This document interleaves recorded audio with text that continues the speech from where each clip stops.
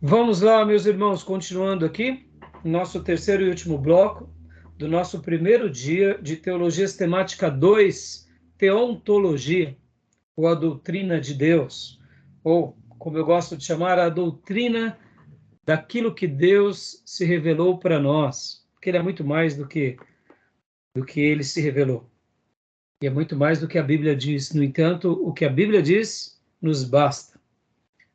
Então, continuando aqui nosso material, meus irmãos, eu vou compartilhar aqui com vocês,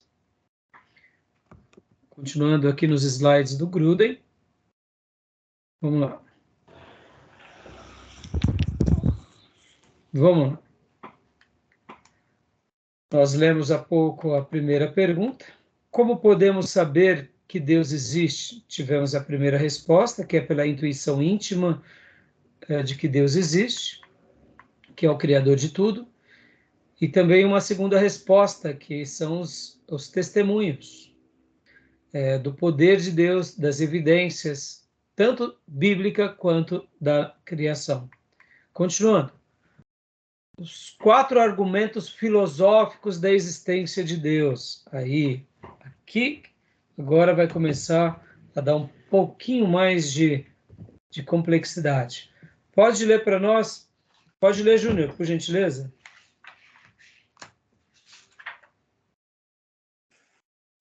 Os argumentos filosóficos da existência de Deus. Primeiro, cosmológico. Considera o fato de que toda coisa conhecida do universo tem uma causa.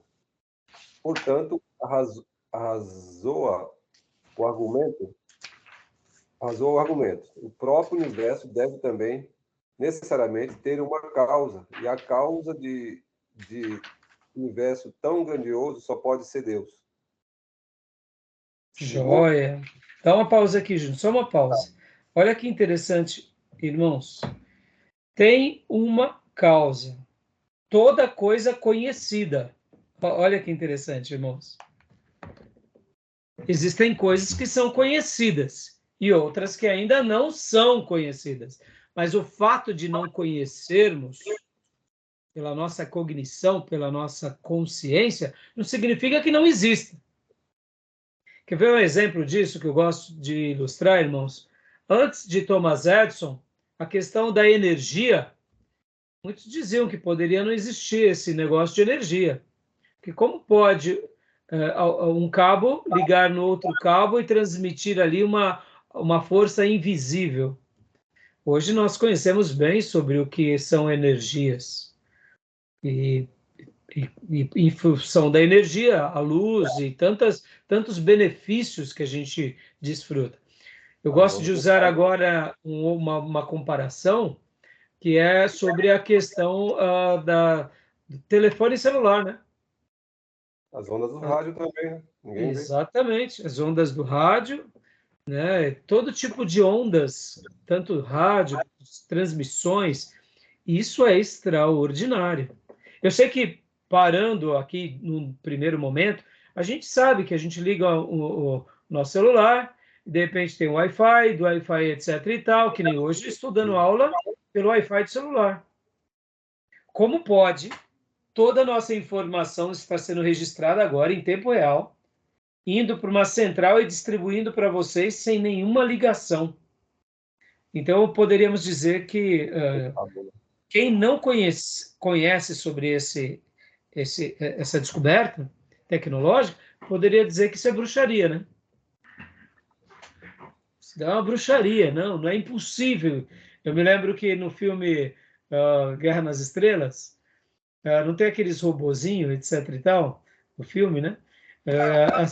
Assim que foi criado robôs no Japão, logo depois do Guerra nas Estrelas, Star Wars, uma senhora dizia para o filho dela: mentira, isso não é robô nada, tem um anãozinho ali dentro, não é robô coisa nenhuma, não me engana não, isso daí tem um robô. Então você vê, hoje em dia, né, isso daí tem algumas décadas, é claro, mas assim, hoje nós sabemos, por quê? Porque conhecemos. Mas e aí? E o que não conhecemos? Isso não significa que não existe. Exatamente. Mas, partindo desse princípio cosmológico, toda coisa conhecida do universo tem uma causa. E é bem interessante isso, né? Causa primeira, né? Deus. Como? A causa primeira e maior. Causa primeira. Joia. Então, quer comentar alguma coisa, Júnior? Irmãos, Bom, sobre esse conhecimento cosmológico? Joia. Continua, então, por favor. o segundo é o teleológico, né?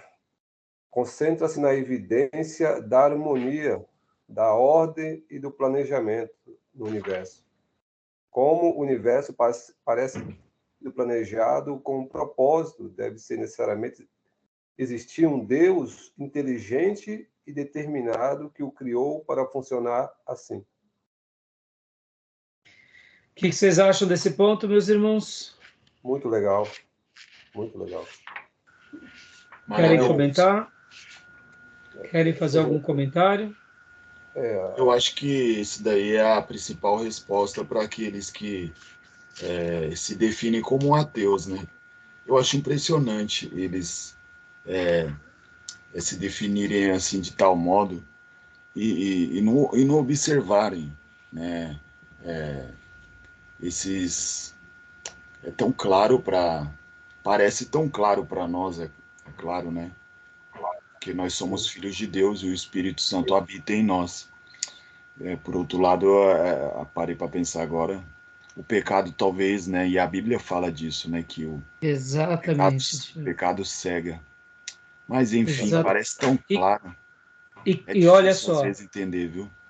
E olha, e quando o pecado não consegue aplacar essa compreensão de que há um Criador, o pecado consegue obstruir, colocando alguns outros seres como se fossem intermediários de Deus. Os Exus, os ídolos e tantas outras coisas, né? É interessante, né? Então é bem interessante que a gente realmente o pecado é o que cega. Pode ver que 2 Coríntios 4:4, que diz que o príncipe desse século tem cegado o entendimento de muitos para que não resplandeça o quê? A luz do evangelho e da glória de Cristo. Então, a compreensão do evangelho se vem por Deus, destruindo qualquer cegueira aonde? Na nossa consciência. Por outro lado, mesmo essa consciência fadada ao pecado, a pessoa pode ter clareza de que Deus existe, no entanto, e aí ele vai ter os seus, vamos dizer assim, né, meios e caminhos de buscar esse Criador, que é aí onde o diabo também atua, né? Quando o diabo não cega pelo pecado, o pecado cega também, dando uma visão errada a respeito do eterno. Mas essa ideia é muito legal. É claro, já já a gente vai voltar para todas essas terminologias.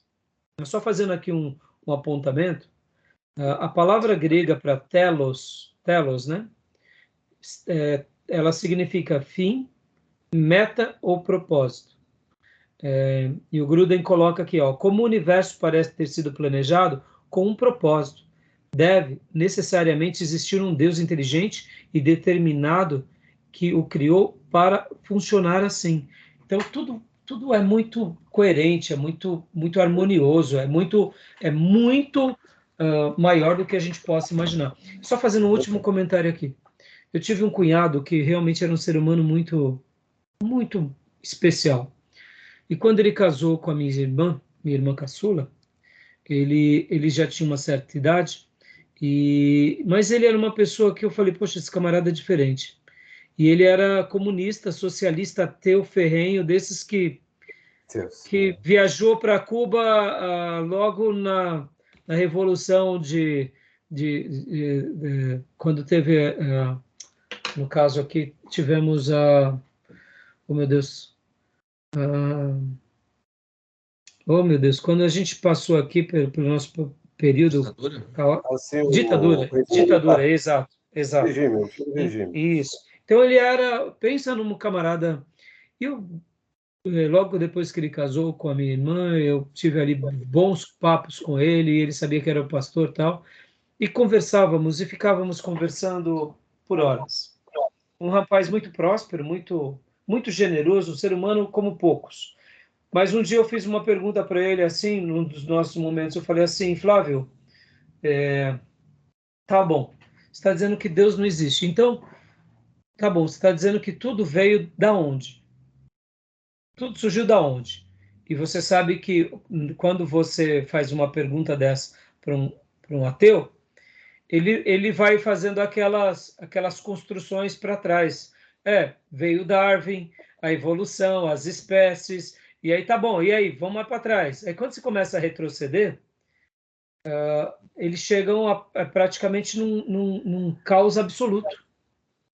Ou seja, tudo veio de um caos absoluto, e aí dali uma energia que cria os planetas, e depois gera uma ameba, da ameba gera um girino, e depois de milhões e milhões de anos, esse girino no planeta ele desenvolve para um sapo, do sapo aí vai gerando as espécies, chegamos aqui.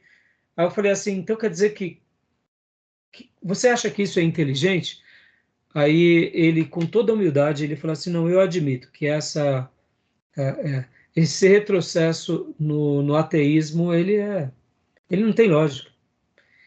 E aí Não ele tem, disse, porque e aí ele concluiu, sabe, Júnior, ele disse, eu concordo que crer no ser supremo, um ser criador, que criou tudo e que faz tudo perfeitamente, isso tem muito mais coerência e lógica. E aí eu concluí, falei, então creia nele.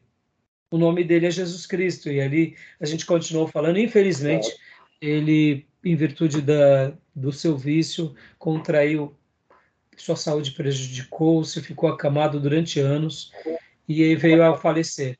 E foi uma pena, porque assim, uma pessoa que eu lembro que durante muitos momentos eu queria orar com ele, eu queria ter mais contato com ele, tive várias objeções por parte da família, mas assim, eu estou até partindo, dando esse exemplo para vocês, para mostrar que não tem lógica.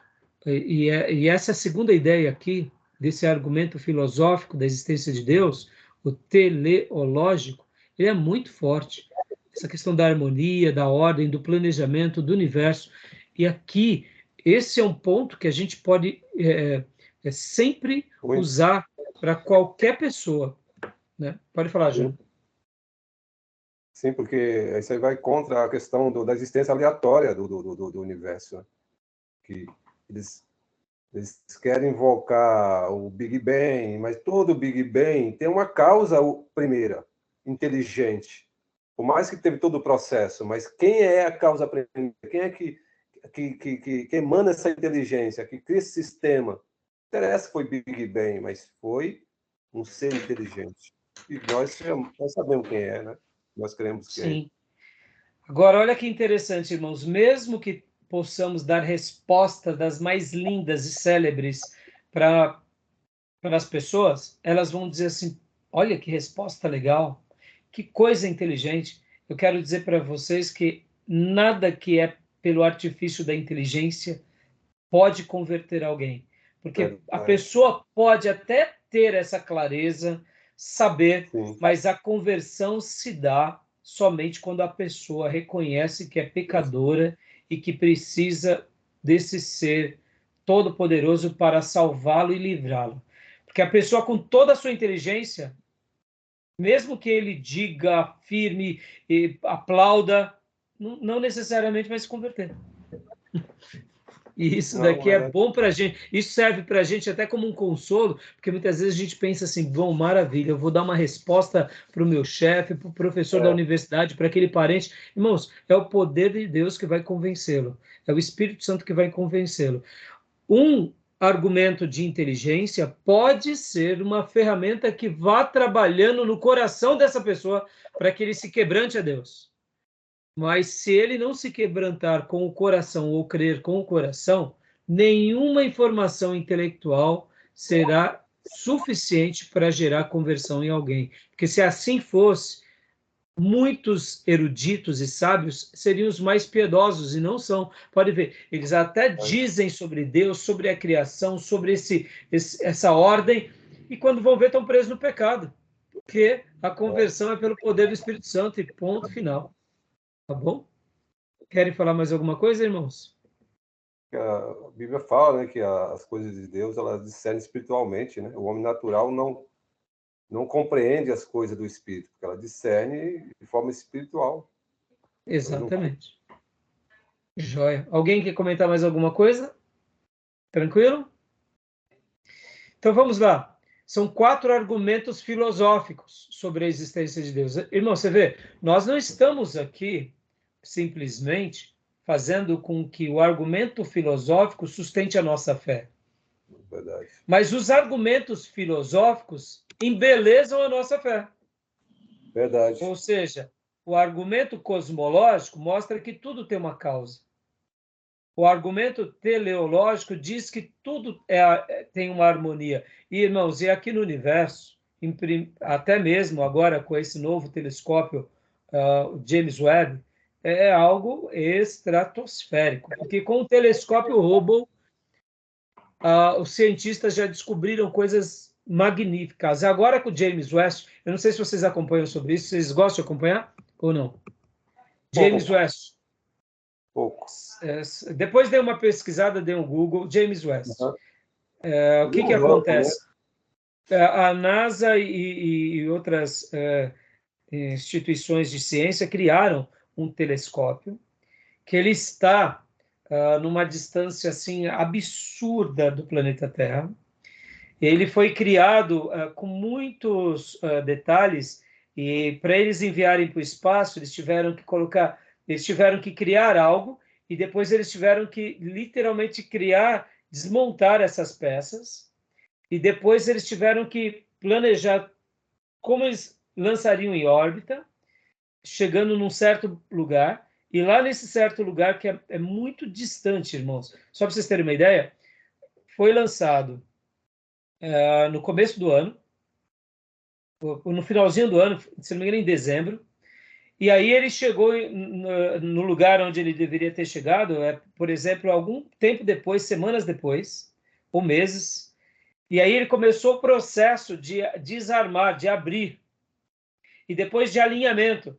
Eu sei que as primeiras mensagens, as primeiras fotos foram chegar e foram trazidas atônitas, se não me falha a memória, 6 meses depois.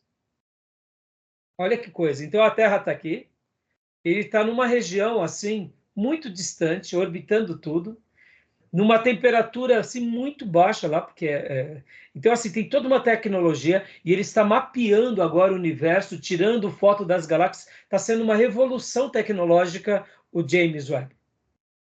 Então agora a ideia da teoria do Big Bang, Júnior, outras teorias vão ser ou consolidadas ou mudadas.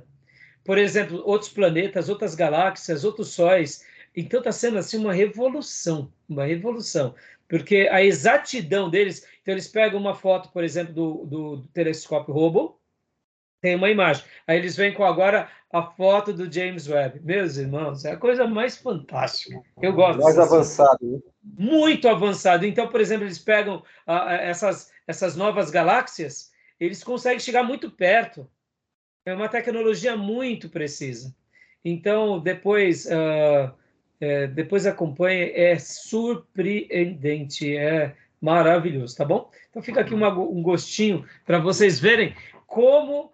e deixa eu dizer uma coisa, irmãos. Com o avanço tecnológico, a ciência teve uma mudança muito grande, principalmente depois que o homem alcançou o espaço, porque até o homem ter alcançado o espaço, havia muito humanismo entranhado nos cientistas de que nós conseguimos tudo. Mas depois que o homem, de fato, chega na Lua e que vê a Terra, aquela bola azul, e começa a estudar os outros planetas e consegue mandar, nas suas pesquisas, avançam e descobrem, por exemplo, que essa ideia do ET, até o momento ainda a gente não sabe se existe vida inteligente, etc. e tal.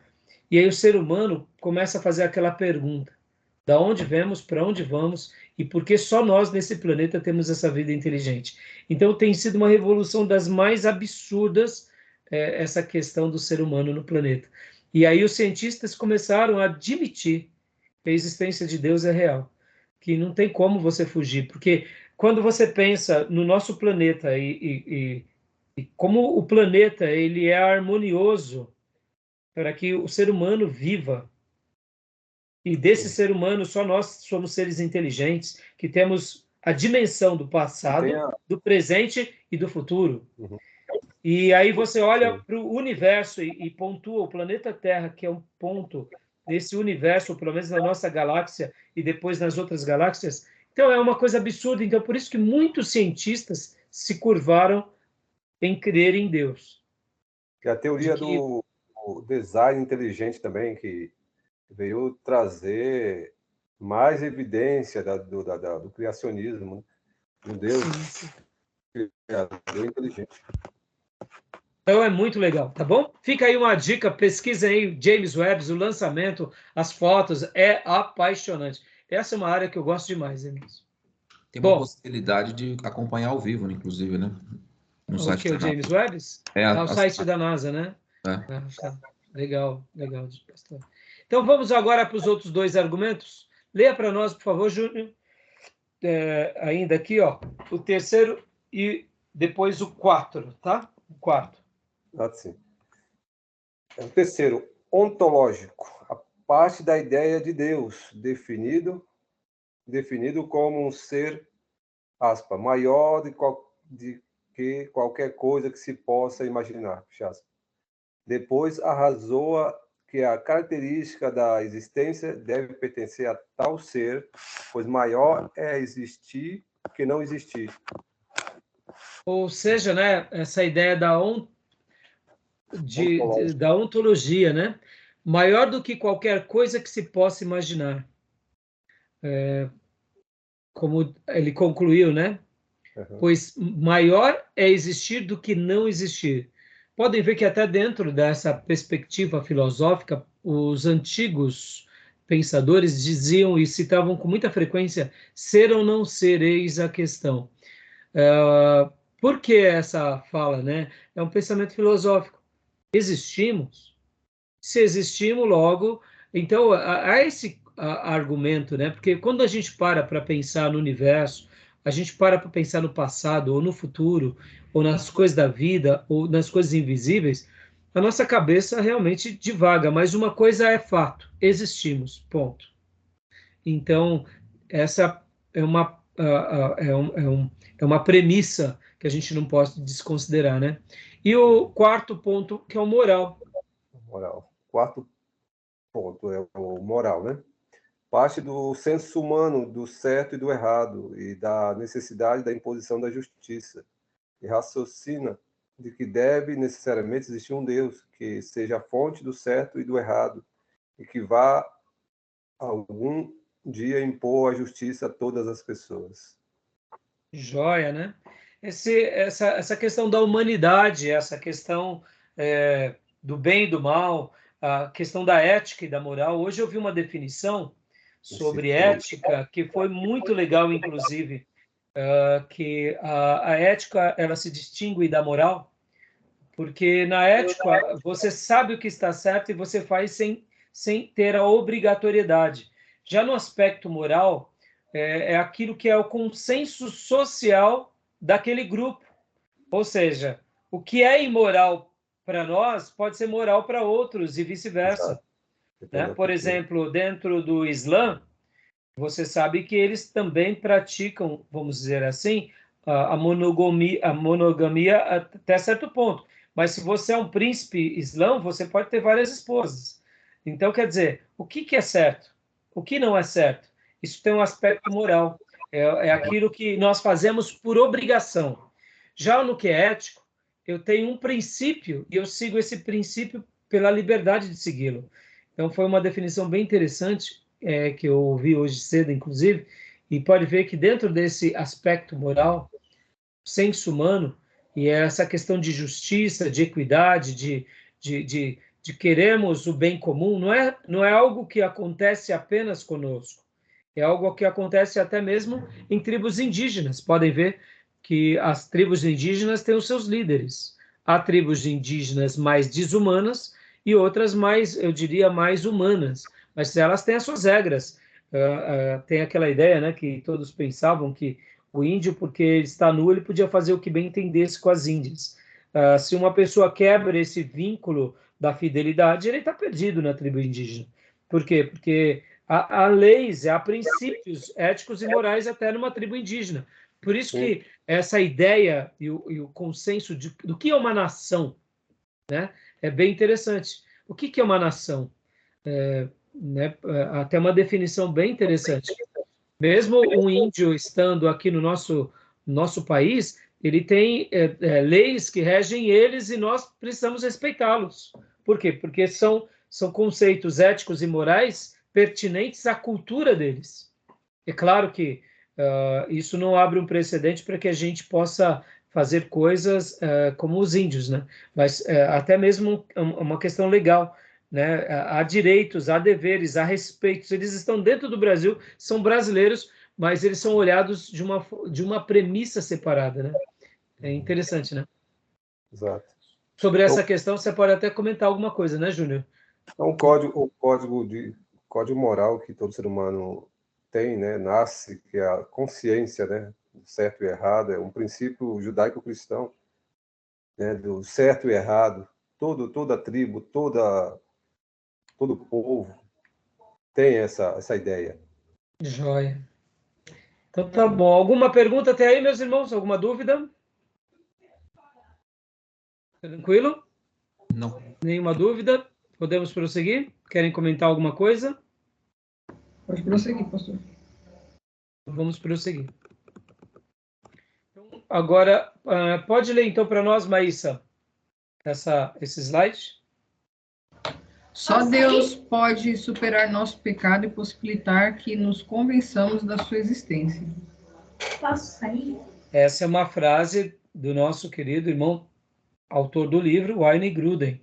Ou seja, mesmo que eu tenha uma concepção filosófica, uma ideia boa, se eu não reconhecer que sou pecador e que ele pode me libertar dessa situação, dessa natureza, a minha clareza não vai me dar condições de superar o pecado, porque é como se literalmente no mundo espiritual existissem leis que atuam a partir de. Então eu posso até ter uma perspectiva desses 4 argumentos filosóficos da existência de Deus. Eu posso ter uma boa perspectiva do argumento cosmológico, teleológico, o ontológico e o moral, mas no momento em que eu também não me coloco como pecador que preciso de um Salvador, o pecado continua dominando. Podem ver, meus irmãos, só no auto-reconhecimento de que somos pecadores e com o arrependimento que a libertação começa em nós e, em virtude disso, tudo que Deus deixou para nós como salvação, novo nascimento, só é a atuação dessas verdades, só começam a nascer em nós e a frutificar em nós por meio da fé e por meio do que? Do arrependimento, né? Então, sem o auxílio divino, nos fazendo entender, e sem que abramos o nosso coração, nos rendendo àquilo que Deus nos esclarece, nós continuamos escravos do pecado, mesmo tendo argumentos filosóficos dos mais brilhantes. Aqui citamos apenas 4, mas poderíamos ter citado muitos outros, né? Continuando aqui, questões da revelação de Deus. Será que podemos realmente conhecer a Deus? E aí? O que vocês acham? Bom, diante de tudo que o senhor já nos tem dito, né? Somente aquilo que ele nos permitiu saber dele, né? Aquilo que foi revelado. Mas acredito que é impossível conhecer Deus na sua plenitude, porque ele não tem fim, né? Eu acho que pela fé eu conheço a Deus, porque Jesus falou, eu tô aqui com vocês, está pedindo para apontar onde está Deus, se eu estou com vocês. Pela fé eu creio em Jesus, então eu conheço a Deus.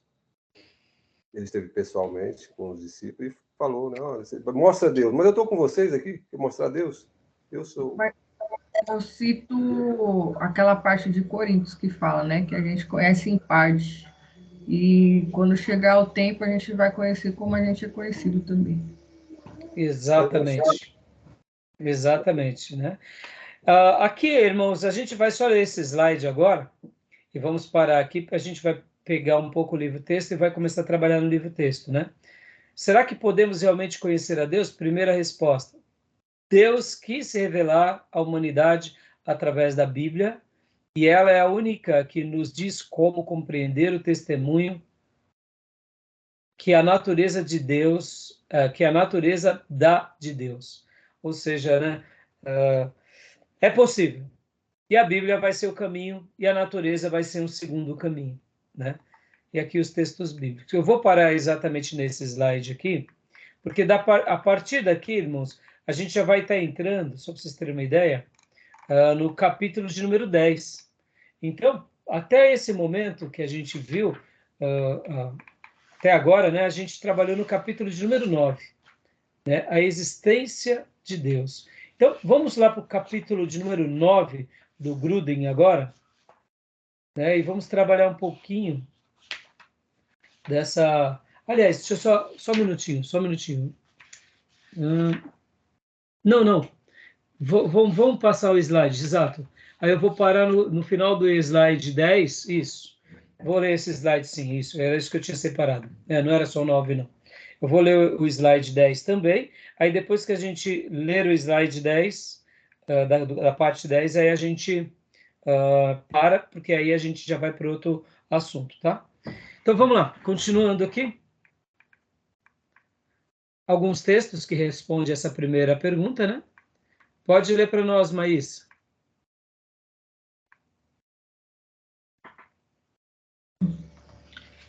Segunda resposta. Deus é incompreensível, ou seja, ele não pode ser plenamente compreendido.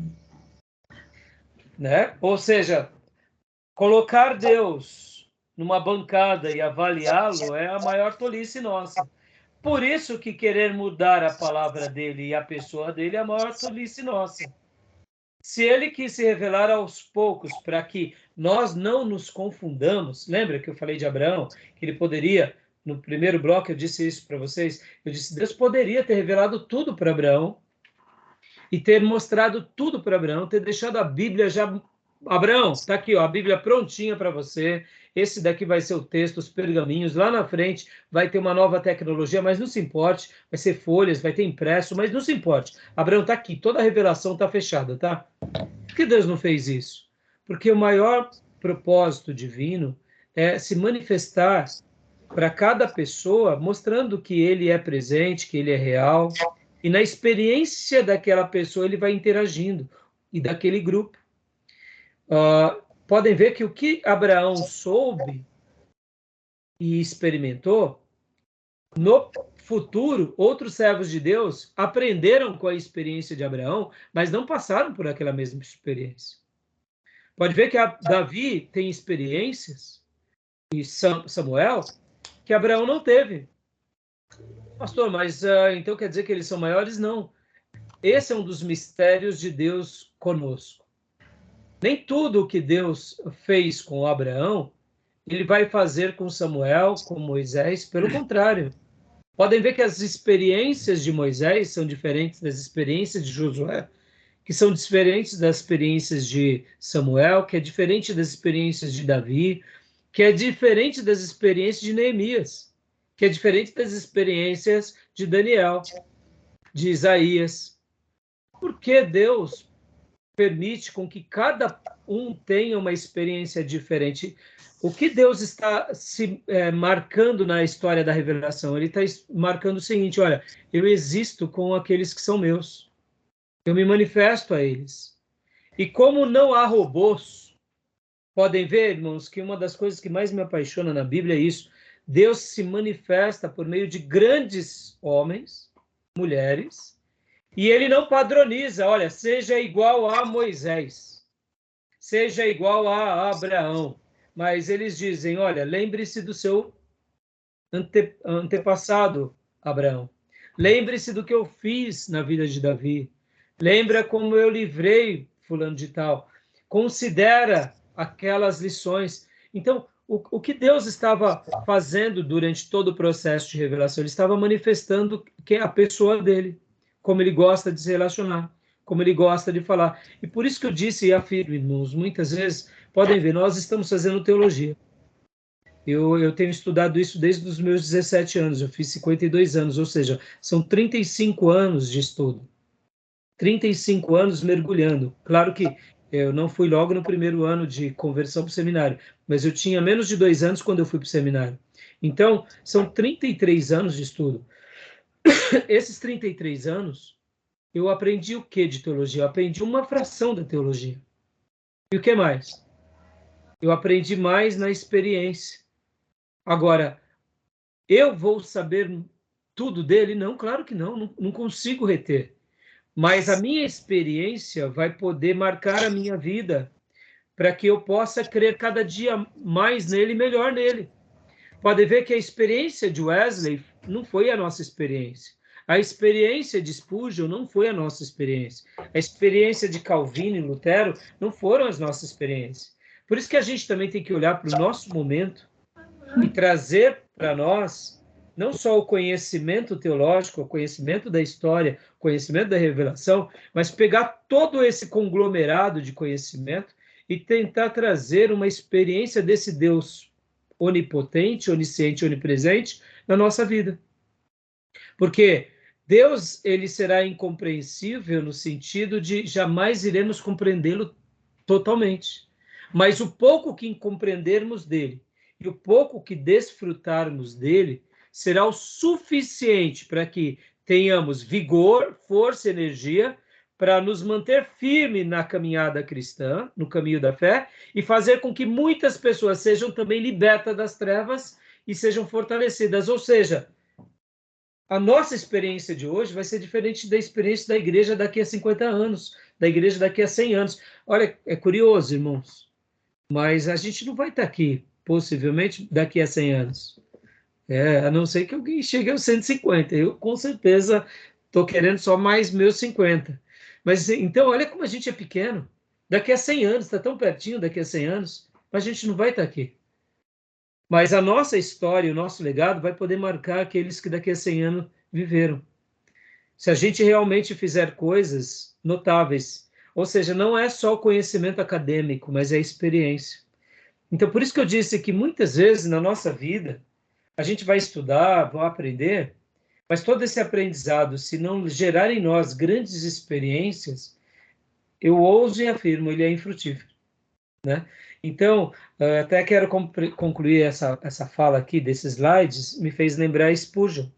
Spurgeon, certa ocasião, escrevendo sobre a pessoa de Deus, ele estava dizendo o seguinte, que o apóstolo Paulo, que foi esse homem magnífico, de um conhecimento teológico magnífico e de experiências com Deus assim gigantescas ao ponto de ir para o terceiro céu. Se eu não me engano, ele cita Paulo. Ele fala assim que Paulo, quando viu Jesus e contemplou das experiências com Jesus, ele viu, pelo menos assim, Spurgeon dizia, eu não recordo quem ele disse, mas ele dizia, se não me falha a memória, Paulo, ele dizia que é como se Paulo visse apenas um lado de Jesus, apenas um pedaço da glória de Jesus.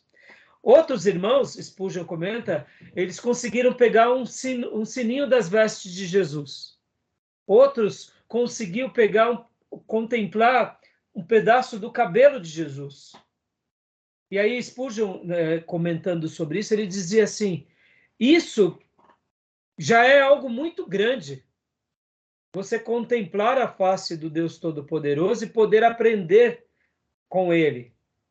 Então, se nós tivéssemos uma vida longeva aos 100, cento e poucos anos, e durante todos esses anos nós extraíssemos as nossas experiências com Deus, com Jesus, com as coisas sagradas, a gente registraria uma fração apenas do que Deus é e do que Deus fez. Mas jamais conseguiríamos descrevê-lo totalmente ou entendê-lo plenamente, porque nós, como seres humanos, somos muito pequenos diante dessa pessoa bendita e grandiosa que é também eterna. Então, compreendem que Deus se torna incompreensível não porque ele não quis se revelar, mas porque ele é tão grandioso que mesmo que saibamos muito dele, não será alguém como Paulo, que escreverá uma porção de textos sagrados. É claro que não dá para a gente fazer a revelação de novo, mas assim é como Paulo, né? Que pôde conhecer bastante, mas ainda o bastante de Paulo não é tudo. E quando a gente pega cada grande homem de Deus na história da Bíblia, foi bastante, mas ainda não é tudo. Ezequiel foi bastante, mas não é tudo. Isaías foi bastante, mas não é tudo. Abraão foi bastante, mas não foi tudo. Né? Porque Moisés, o tudo está na pessoa dele. Moisés, né? Teve muito contato, né? Moisés foi para ele. Então é isso aí. Ele não pode ser plenamente compreendido, não porque ele não se revelou, mas porque ele é muito maior do que ele se revelou. Tá bom até aí, meus irmãos? Essa ideia de Spurgeon é genial, não? Essa ideia é genial. Por isso, irmãos, olha só aqui. Agora, vamos fazer até uma última defesa aqui. Por isso que ser um ortodoxo, ser alguém que pregue a velha Bíblia, que siga aqueles velhos princípios do Antigo Testamento, do Novo Testamento, da igreja primitiva, não é pouco, irmãos. Porque mesmo que seja pouco como conteúdo teológico, nunca o será pouco como conhecimento de uma experiência espirituosa. A gente não vai ter vida para viver todas as experiências que os servos de Deus viveram. A gente não teria condições de viver tudo isso. Por isso que, mesmo que como conteúdo, o conteúdo seja aparentemente limitado, na experiência da vida, Deus vai se manifestar para nós no mundo espiritual, nos dando uma compreensão, nos dando um toque, abrindo os nossos olhos, mostrando a sua mão, atuando de forma tão sobrenatural que a gente, eu digo para vocês, e aí onde vem aquele lance de características. Mesmo que eu tenha muita experiência com Deus, eu vou viver aqui 50, 100 anos e ainda assim é possível ter espaço para mais experiência. E é isso que eu digo, a gente não precisa de algo novo. Não precisa de algo novo. Tem muitos que têm mais conhecimento teórico, né? Você está falando. Mas aqueles tiveram uma experiência com Deus, Deus agindo na vida deles, né? Às vezes não teve tanto conhecimento teórico, ficou mais na prática mesmo. Vamos pegar aqui, vamos fazer um case bem rápido, irmãos, das experiências de oração. A doutrina da oração é bem clara. Que tipo de oração existe? Existe oração, intercessão, existe súplica, existe ações de graça? Tá. Vamos trazer na nossa prática isso. Oh, meus irmãos, como é maravilhoso praticar a doutrina da oração. Se eu perguntasse aqui para vocês quais foram as experiências que vocês já tiveram em oração, a gente ficaria a noite toda aqui. Simplesmente em nós 6, que hoje estamos aqui em 6. Cada um iria falar, olha, um dia eu estava orando, eu senti um toque de Deus, Deus tocou nos meus sentidos, ele imprimiu algo, veio uma resposta de Deus, veio... Quantas são as coisas? Somente por causa da oração. Verdade. Um dia eu fui visitado com lágrima, Deus me visitou depois de uma oração, me deu uma cura, a minha oração foi respondida. Vou dar até um exemplo para vocês. Estávamos, certa ocasião, orando por um rapaz, por uma família, e enquanto orávamos, recebemos uma ligação. E foi muito curioso, foi assim que saiu o celular. Lembra? Foi na década de 90. Eu tinha feito o meu pedido lá na Vivo, o meu cadastro, e eu fui contemplado com o celular. Irmãos, foi uma experiência incrível, porque a gente estava orando por uma família, e de repente aquela família ligou dizendo que o parente deles caiu endemoniado. E ali mesmo, com o celular, e eu já chamei a igreja e falei, vamos orar pedindo que Deus liberte esse rapaz. Irmãos, ali pelo celular, enquanto orávamos.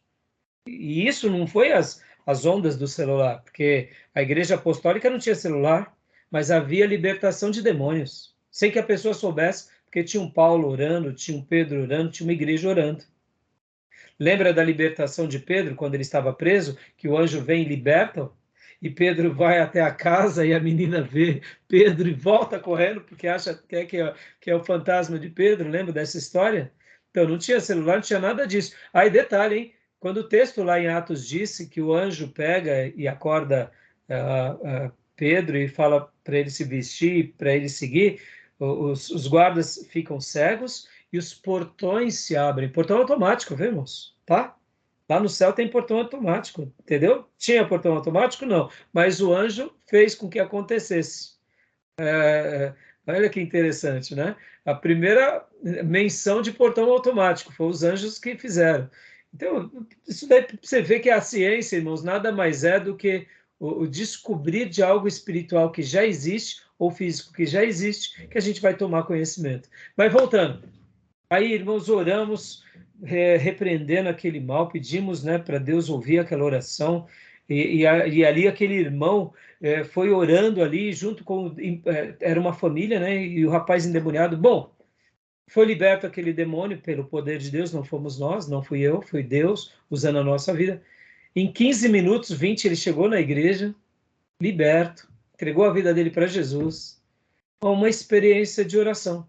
Estávamos orando pela família, a pessoa caiu endemoniada, a moça lá, desesperada, ligou para a igreja, atendi o celular, alguém atendeu, não lembro se foi minha esposa, foi uma experiência. Estou contando essa... Você vê, irmãos, sejamos honestos. Só da gente exercitar a oração, a gente vai ter tantos milagres e respostas.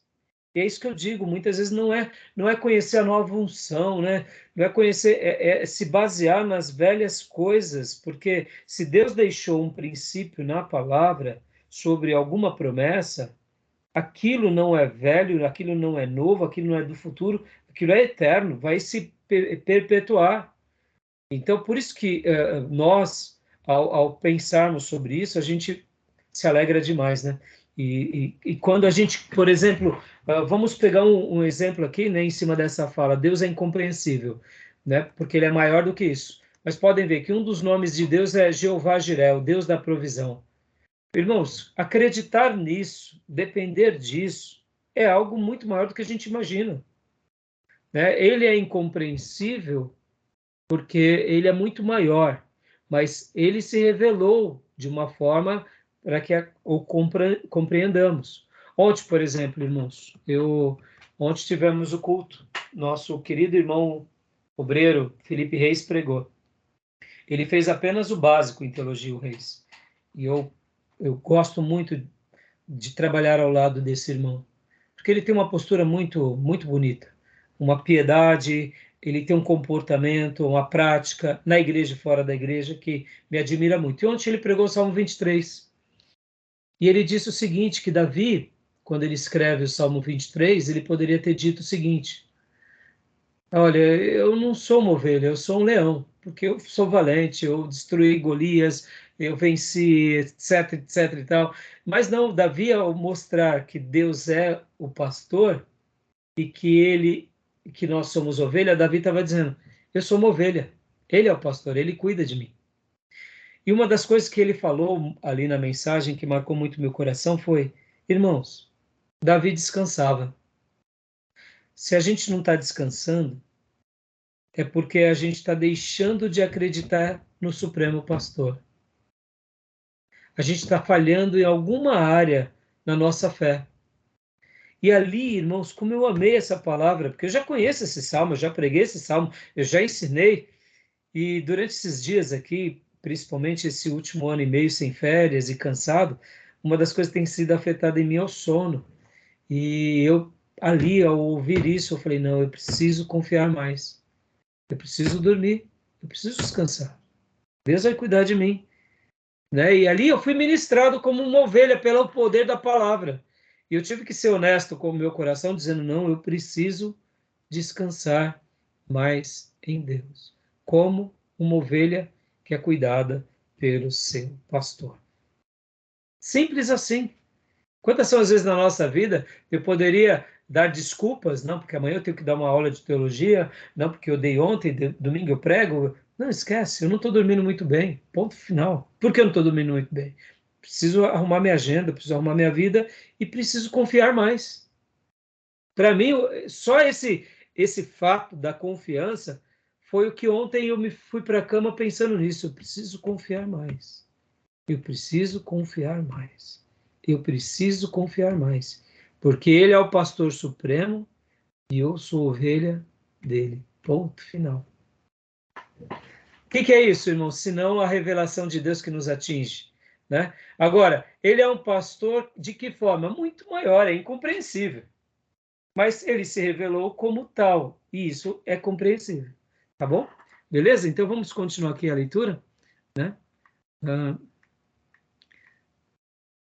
Terceira resposta. Será que podemos realmente conhecer a Deus? Pode ler para nós, Maísa, por favor? As Escrituras nos falam sobre Deus e nos ensinam tudo o que necessitamos saber sobre Ele.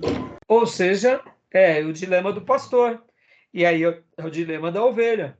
E é o dilema de exercitar a fé com o coração inteiro. E é assim que a gente tem que ser, né, meus irmãos? Porque as Escrituras vão falar tudo o que nós necessitamos. A natureza não vai falar tudo. A natureza vai dar pistas. O universo vai dar pistas. Mas as Escrituras falam sobre tudo. É por isso que a gente crê nas Escrituras. E aqui a gente vai agora à questão do ser de Deus. Eu vou parar aqui, irmãos, porque a questão do ser de Deus a gente vai gastar mais tempos, um tempo maior. E aí a gente já vai entrar aqui no próximo capítulo, que seria o capítulo de número 11, né? A questão do ser de Deus. Que Deus, a pessoa de Deus, a gente vai ter essas, vamos dizer assim, essas compreensões, né? Seus nomes, seus atributos, suas designações e o seu caráter, tá bom? No slide, a gente vai dar uma pausa aqui. E deixa eu até falar para vocês, a gente vai estar terminando agora a nossa aula. Então, na semana que vem, nós estaremos apenas trabalhando nesses 2 capítulos do livro-texto, que é o capítulo de número 9 e o capítulo de número 10. Então, leiam o capítulo de número 9, o capítulo de número 10. Não são muitas páginas, são praticamente 5 páginas, ou seja, pouca coisa, mas é de uma riqueza muito grande. A gente vai ficar, possivelmente, eu deduzo tranquilamente o próximo encontro só nessas páginas. Se der tempo, concluímos. Senão, a gente vai só para o capítulo 9 e depois do capítulo 10. E assim, a gente vai com mais... de forma vagarosa. Hoje, eu fiz essa síntese do capítulo 9 e do capítulo 10, então eu já adiantei. Então, eu quero crer que é possível a gente terminar.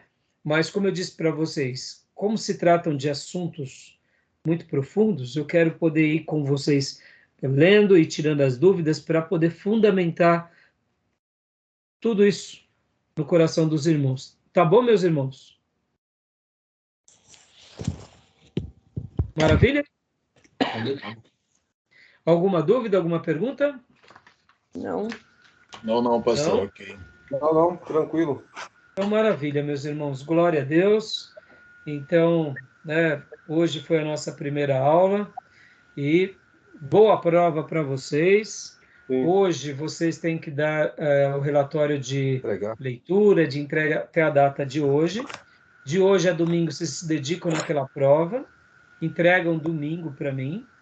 E aí, assim, terça-feira que vem, querendo Deus, damos sequência aqui ao nosso material. Pretendo corrigir tudo na segunda-feira e já dou as notas para vocês e espero que não tenha ninguém de recuperação, né? Ok. Nem de repetência. Beleza. Bons alunos não repetem. Certo, pastor? Amém. Beleza. Amém. Amém. Então tá bom, meus irmãos. Então, um bom final aí de noite para os irmãos e um excelente final de semana para vocês, tá bom? A Amém. graça e a paz a todos os irmãos. Graça e paz. A todos. Graças Deus abençoe. Deus abençoe.